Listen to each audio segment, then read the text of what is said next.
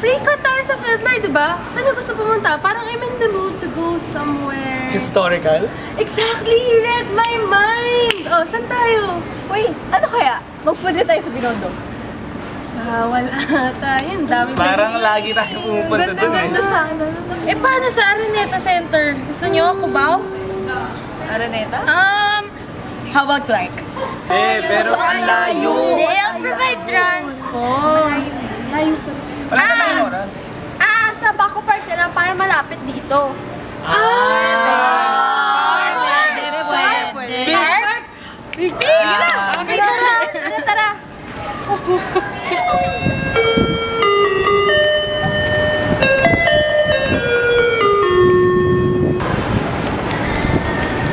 Uy, paano ka pumunta sa Baco Park? Malapit lang yun. Una, mag-LRT tayo papuntang Pedro Hill. Tapos, bababa tayo. Ayaw kong maglakad, ang init kaya. So, mag-jeep tayo papunta Padre Faura. Tandaan mo yung Padre Faura. Tapos, maglalakad tayo ulit. Tapos, andun na sa pinakadulo doon. Andun na yung Baco Park. Ang lapit. Sige, tara. Sige.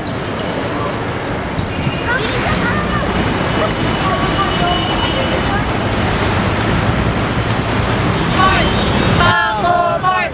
Baco Park! Baco Park! Park. We're going on a trip. Papunta kami ng Baco Park. Park. Baco. Papunta ng Baco Park.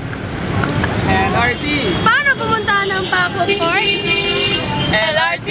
Paano pumunta ng Baco Park? LRT! LRT. Papunta ng Baco Park. And then mag-jeep po tayo. Mag-jeep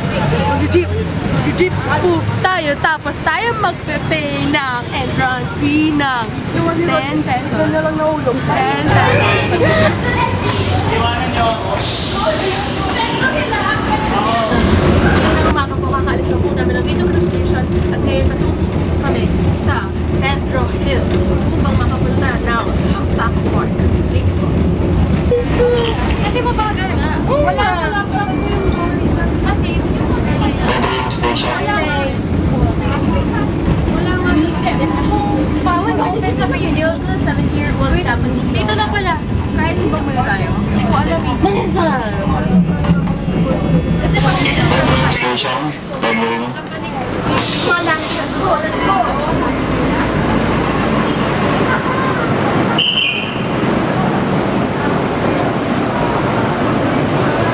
Trivia, pwede rin po kayo bumaba ng UN at sumakay ng iba pang jeep. Pero itong method na to, very convenient para sa amin.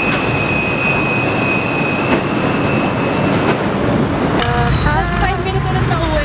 5 minutes ulit. Say hi! So ngayon nandito po kami sa jeep at bababa po kami ng Padre Faura.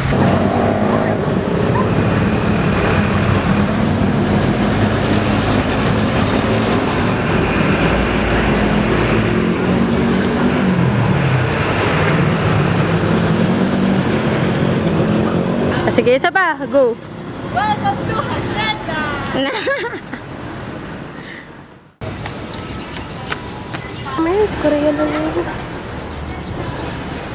Hey guys, welcome to Baco Park.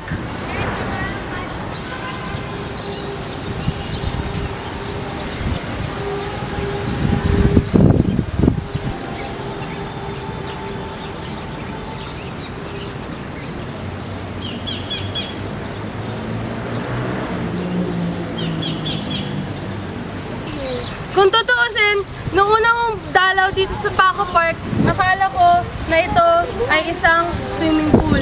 Ngunit ngayon ay nalaman ko na ito ay isang fountain. Ngunit kailangan ka magbayad ng 500 piso upang mapadaan ito. Paganahin. Ngunit nalaman ko na kailangan mo palang magbayad ng 500 piso upang pa-fountain ito. Cody, balita ko dyan nag-swimming si Jose Rizal dati. Totoo ba? Aba, malamang! Pero hindi si Jose Rizal mismo, ngunit ang kanyang soul. Kaluluwa. Malamang! Pero hindi si Jose Rizal mismo, ngunit ang kanyang kaluluwa. Kasi dito siya linibing! Ah, oo nga pala. Hindi lang si Jose Rizal, pero ang Gumburza! Tama, Tama. halika.